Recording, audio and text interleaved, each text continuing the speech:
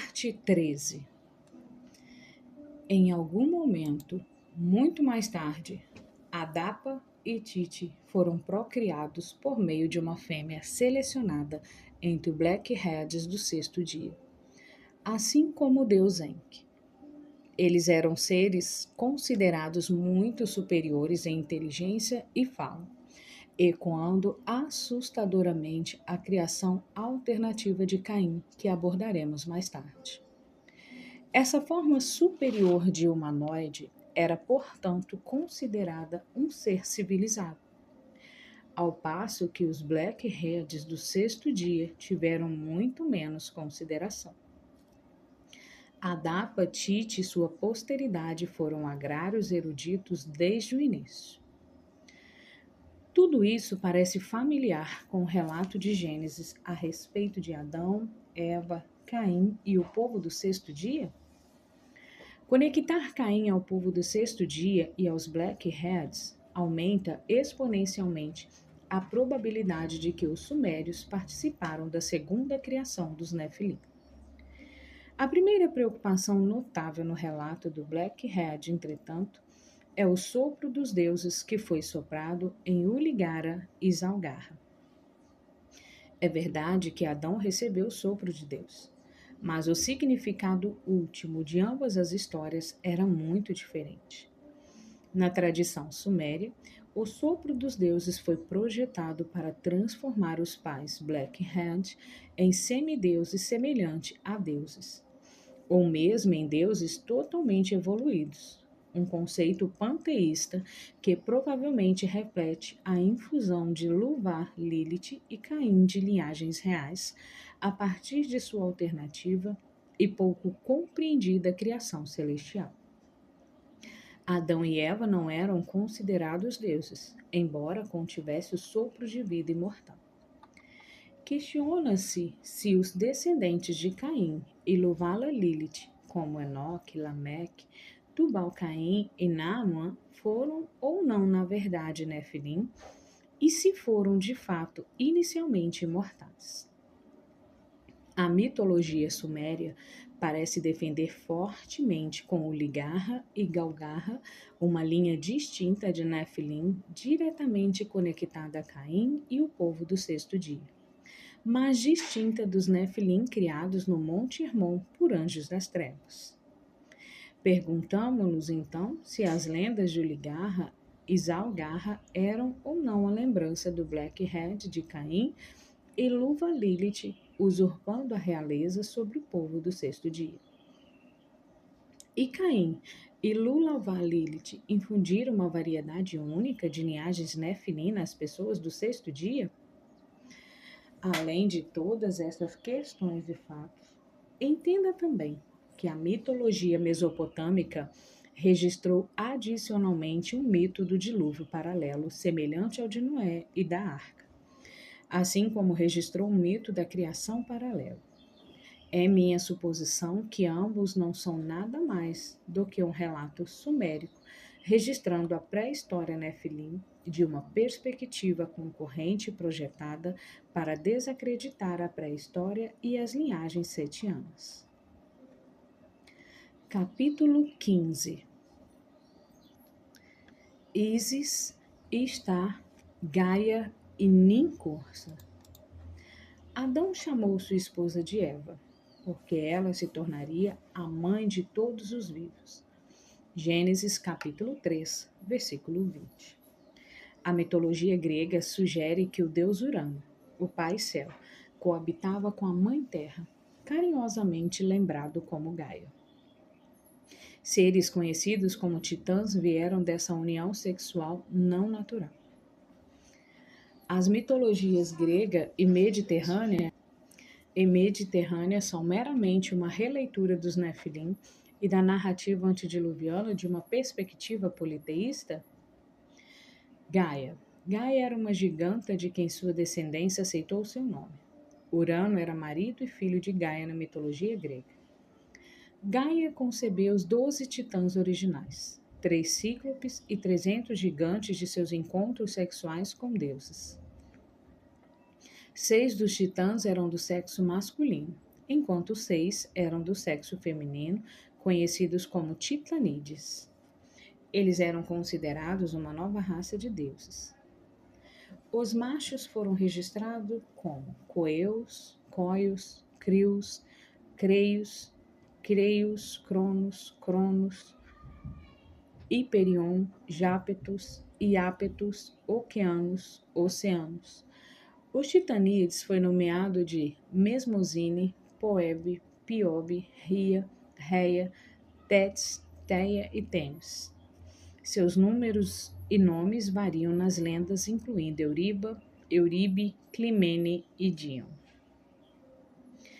Um gigante, Gyges, que significa gigante, é a palavra-fonte para gigante gigantesco. Gyges foi um dos 3 hectatoncheires criados por uma união entre Urano e Gaia. Bocaio, por volta de 1113 a 1375 d.C., listou outra classe de gigantes que incluíram Briareus, Tipons, Tipeus, Encelados, Egon, Atlas, Astreus e Alous, que em algumas escolas de pensamento era irmão das Fúrias, Cíclopes e gigantes de 100 mãos. Joséfo reconheceu pela primeira vez na virada do primeiro milênio EC que atos de anjos caídos são semelhantes às lendas dos deuses e titãs gregos gravados em épicos como os Teogani. Assim como o seu relato paralelo de Gênesis 6, Teogani enfocou a ascensão e a queda da Idade de Ouro antediluviana, a vinda das raças gigantes e o dilúvio universal. A palavra gigantes, também conhecida como gegênios, pode ser traduzida como nascido na terra, assim como Gaia era a mãe terra. Todos os titãs antigos tinham a mesma origem. Eles nasceram na terra de Gaia, na mitologia grega, e da semente dos deuses. Eles eram seres do céu, o espírito, e seres da terra, a carne, assim como os Nefilim.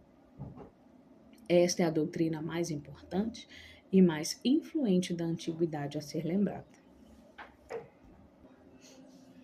O panteão egípcio também incluía uma lenda semelhante com respeito à mitologia antediluviana e deve ser considerada sob a mesma luz. Ísis era considerada o ventre mãe da terra. Ísis foi engravidada pelo deus Osíris, Ré, produzindo o deus Horus e a dinastia semideus da pré-história e egípcia que governou os reinos do Egito por milênios. Ísis, também de acordo com Gardner, era conhecida como a Grande Mãe. Ninhursag, também conhecido como Nintu e Ninmah, era uma pessoa cujo nome traduzido como Senhora da Montanha, sugerindo assim que um deus engravidou uma Senhora da Montanha produzindo semideuses. Nintu não era nada mais do que um epíteto de deusa mãe, como Ninhursag também era conhecido. Ninhursag se fundiu com a deusa da terra para se tornar a Senhora da Montanha. Ela também era a parteira dos deuses, o útero materno. De acordo com David Hall, Ninhursag não era apenas a parteira dos deuses, mas também era conhecida como a deusa do ventre, assim como seu nome, Ninhursag significa mãe terra em sumério. Portanto, a mitologia grega, egípcia e suméria registrou várias cópulas de deusas com a mãe terra, mulheres da terra. Assim como fizeram no Gênesis, essas uniões sexuais ilícitas produziram gigantes como sua progênie. Outro nome para Ninhursag era Ninki, que significa Senhora da Terra, cujos filhos eram os homens poderosos ungidos à realeza, os Anunnakis terrestres, Ki era a mãe terra, a mãe de Enri e consorte de Anu, assim como Urano era marido e filho de Gaia, que, de acordo com Shin, pode ser traduzido como a terra. Ninki Ninmah era provavelmente a deusa da terra. Ninhursag fugiu, como assim, Ninhursag era o epíteto para Ninki Ninmah. Ninhursag era alternativamente conhecida como a Senhora da Vida, símbolo do útero, e Senhora do Embrião. enquanto um texto chamado Enki, a ordem mundial chamava Ninkun-Sag a parteira do país. Ninkun-Sag foi celebrada como a dama serpente na literatura suméria, denotando-a como a rainha do Graal, dragão prevalecente dos senhores do anel. O útero de Ninkun-Sag tornou-se famoso na cultura do Graal, dragão fada e anel, e com a literatura legonim, como a sucessão messiânica do útero uterino, o cálice da rainha do Graal, que marcou a sucessão perpétua do dragão e o sangue materno. O sangue matrilinear de Ninkun-Sag, o Rossi Crucis, também conhecido alternativamente como néctar da excelência suprema e fogo estelar. Há alegorias adicionais importantes que abordarei mais tarde. Os anéis foram os principais dispositivos dos deuses Anunnaki que estabeleceram a realeza terrestre a partir de 4000 a.C. O que é importante notar aqui é que Ninkun-Sag, Mãe Terra, copulou com o deus Anu ou Enki, ambos deuses no ápice do panteão sumério, produzindo homens poderosos de renome para reinos, que se tornaram na tradição os Anunnakis, nascidos na Terra, muito parecidos com o Nefilim do Gênesis. A grande assembleia dos Anunnaki manteve os anéis da realeza em Nippur para unir os reis Anunnaki. Os Anunnaki terrestres eram os potentados e reis ilegais e malignos da época antediluviana. Os infames anéis da realeza foram a base para a trilogia O Senhor dos Anéis de Tolkien, bem como uma infinidade de literatura e contos alternativos, incluindo os anéis de transporte de Gaul, alegorizado na série de televisão Stargate. Os cananeus também afirmaram que Astarte era a esposa do deus Bel-Baal. Astarte tinha denominações incluindo a Grande Mãe da Fertilidade, a Rainha do Céu e a Grande Mãe, assim como suas outras contrapartes nos panteões grego, egípcio e mesopotâmico fizeram. Astarte também era conhecida em outros panteões do Oriente Médio como Astorete ou Aserá, bem como Astarte, Astorete, Astarote e, mais notavelmente, Istar em Akkad, Assíria e Babilônia. Istar era mais conhecido na Suméria antediluviana como Inanna. Istar, não surpreendentemente, era a mulher humana que dormiu com o anjo caído Azazel, Calchem e Asa, de quem ela aprendeu o verdadeiro nome de Deus. Alguém então se pergunta se Baal, o deus cananeu da tempestade, ou Urano era Azazel. O termo Mãe Terra, representado na mitologia antiga em todo o mundo, era o útero feminino que produziu uma raça de gigantes por meio de uma união com uma força masculina divina. A Mãe Terra também é afirmada em outras culturas, como a Mulher-Aranha, a Mulher dos Seres Duros e a Mãe Terra. Todas essas lendas e mitos parecem ser os mesmos relatos de Gênesis 6, e todos parecem ser baseados em Gênesis. O mesmo conceito alegórico foi sublinhado no pouco conhecido épico sumério Erra e Ixum. Quando Anu, o rei dos deuses, engravidou a terra, ela gerou 7 deuses para ele, e ele o chamou de Sebetim, os famosos divinos angelicais 7 sábios da mitologia. Os Anunnakis eram os filhos não nomeados de Anu, comumente conhecidos como os deuses Anunnaki, filho de Deus. Eles então geraram titãs adicionais na misteriosa montanha do céu e da terra, novamente ecoando as violações sexuais que ocorreram no Monte Hermon de Gênesis. Acreditava-se que os Anunnaki fossem do céu e da terra, da mesma maneira que os Nefilins eram seres do espírito celestial e seres de carne terrestre. Uma compreensão completa da denominação Anunnaki traz isso para sustentar. An era sumério para o céu, assim como Anu era o deus do céu e Ki era sumério pela terra. Toda essa alegoria etimológica Anunnaki se aglutina com as várias metáforas etimológicas de Ninkun-Sag para transliterar a criação de semideuses gigantes sumérios como sendo criada dos deuses do céu e das mulheres da terra. De acordo com Gardner, 300 deuses Anunnakis do céu geraram 300 deuses Igigi. O deus Igigi permaneceu na terra como os Anunnaki terrestres e os 300 Anunnaki celestiais residiam no céu. Uma lenda muito semelhante aos 200 observadores do céu descendo ao monte Hermon para se envolver em sexo com as filhas de Caim, produzindo os Nefilins.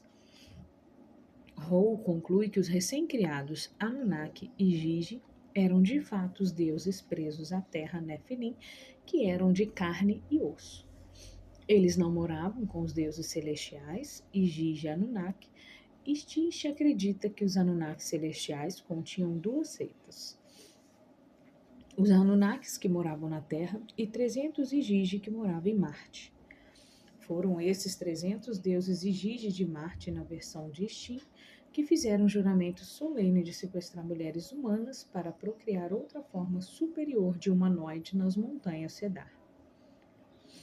Os Anunnakis terrestres eram os deuses da montanha que Hall disse que mais tarde desceram às planícies para se casar e habitar entre os cainitas, tornando-se um só povo. Na versão de Stinch, os filhos do foguete foram expulsos para ir viver entre os mestiços Blackheads no dia 6, liderados pela progênie de Caim. Na versão de Alford, Anu deu à luz os deuses Anunnaki e Gigi na montanha do céu e da terra, e em seguida lançou-os da montanha do céu, de uma forma semelhante que Hall descreve Enoque o mau, conduzindo gigantes até o povo da planície. Isso então conecta Enoque o mau como uma parte provável da primeira raça dos Nefilins e distinto dos Nefilins de Gênesis 6 como um indivíduo nefasto que persuadiu os cabeças negras do dia 6 a aceitarem sua civilização, a segunda raça recém-formada de Nefilim. Anunnaki é ainda dividida em Anu, ou pai, e Nak, os filhos de Anu, que seriam os mesmos que filhos de Deus, pois Anu era o deus-chefe do panteão sumério. Outra variação do significado de Anunnaki eram aqueles nobres anjos, os Anunnaki celestiais, que vieram do céu para a terra novamente, assim como Gênesis registrou os observadores. As lendas suméricas insistem na existência dos celestiais Anunnaki, acreditando-os como patronos, fundadores, professores, juízes, tecnólogos e criadores de reis, paralelamente aos anjos caídos das lendas bíblicas. O título Anunnaki foi aplicado tanto aos deuses do céu quanto aos seus descendentes Igigi. Eventos desconcertantes e inexplicáveis da pré-história deixam claro que os anjos das trevas e as 7 ciências sagradas foram claramente responsáveis pelos rápidos avanços que ocorreram na Suméria, Grécia e Egito antediluvianos, bem como em outras civilizações míticas como Atlântida e Mu. De acordo com Hall, foi decidido que nesta nova sociedade antediluviana, os recém-chegados, os Anunnakis terrestres, seriam os governantes ou reis, enquanto a progênie cainita misturada com o povo do dia 6 seriam sacerdotes e sábios, assim como Enoque. O Anis era lembrado como sumo sacerdote de Enki na tradição suméria.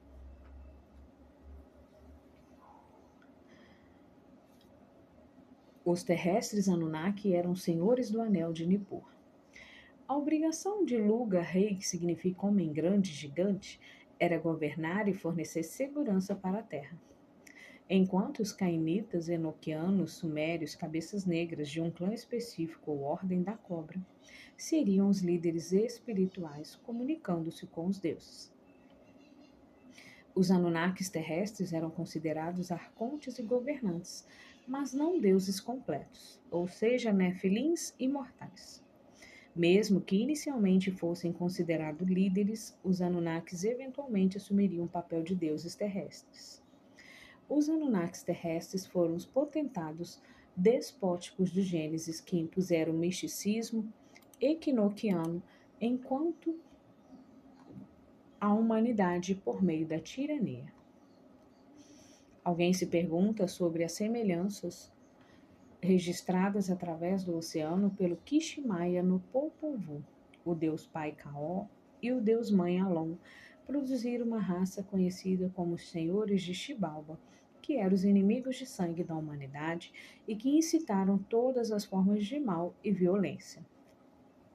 O Xibalba era uma grande raça, possuindo grande autoridade nos dias antigos. Os senhores de Xibalba não eram deuses, mas se viam como os deuses. Eles possuíam feições horríveis, parecendo rostos de coruja que assustavam as pessoas.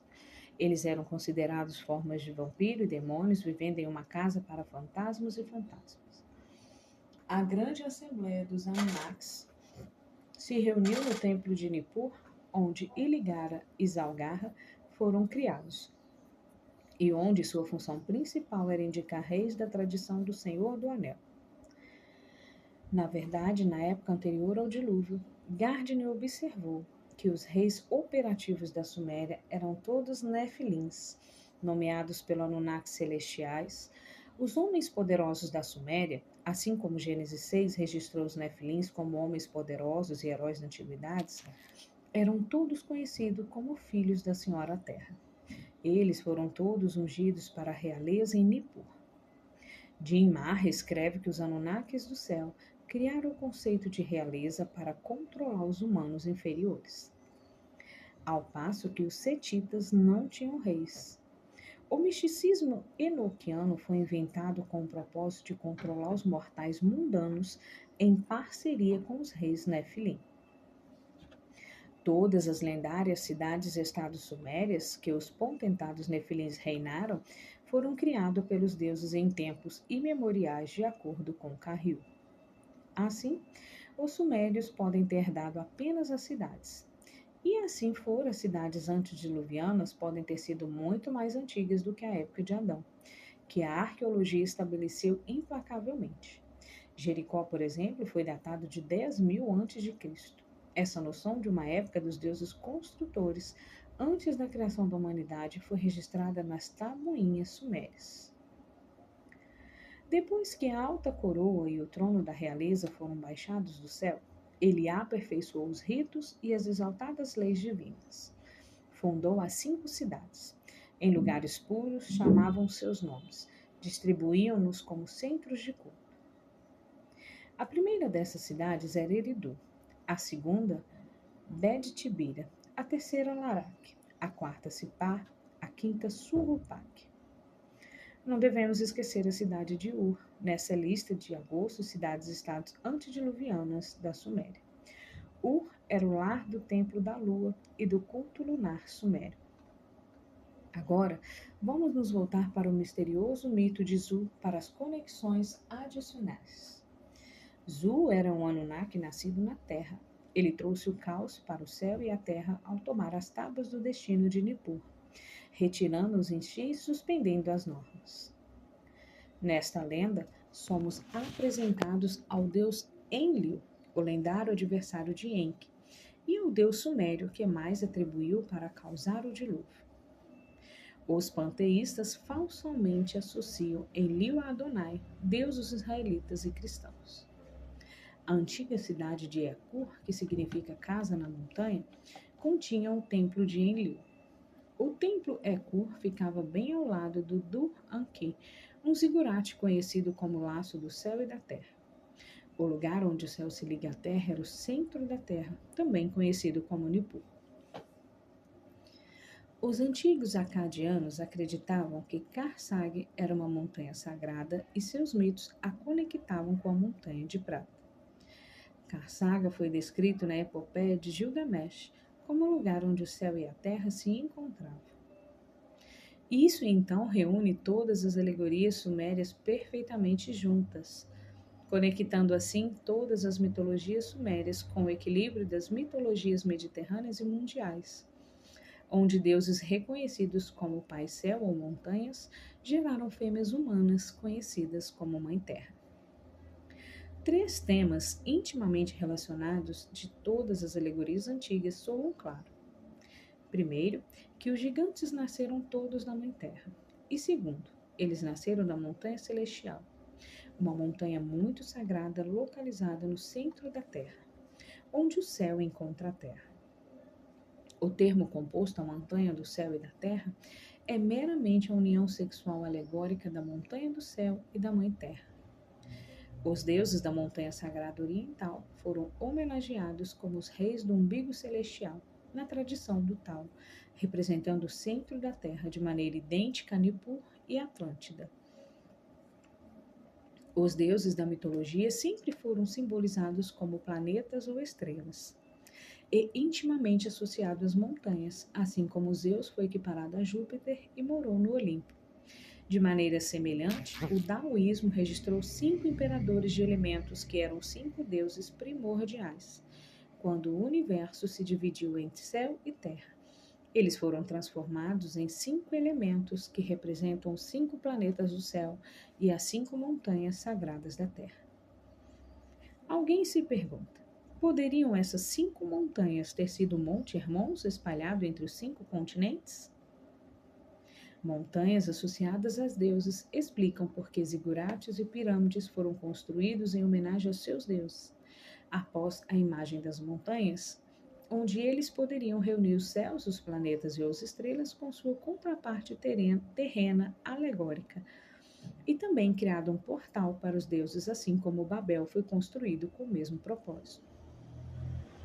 Assim, acreditava-se que zigurates e pirâmides eram construídos para homenagear os gigantes famosos e seus pais, os anjos das trevas. Zigurate é literalmente traduzido como torres subindo ao céu. Eles foram considerados e designados como montanhas sagradas ou colinas do céu. A tradução fascinante de toda essa alegoria global é que, ostensivamente, em quase todas as lendas panteístas, anjos reconhecidos como deuses, planetas, estrelas e montanhas do céu coabitaram com mulheres humanas, conhecidas metaforicamente de várias maneiras como Mãe Terra, que produziu semideuses gigantes como descendência desta união profana. A prole se tornou heróis antediluvianos, homens de renome, assim como Gênesis testemunha, e tudo aconteceu em montanhas sagradas.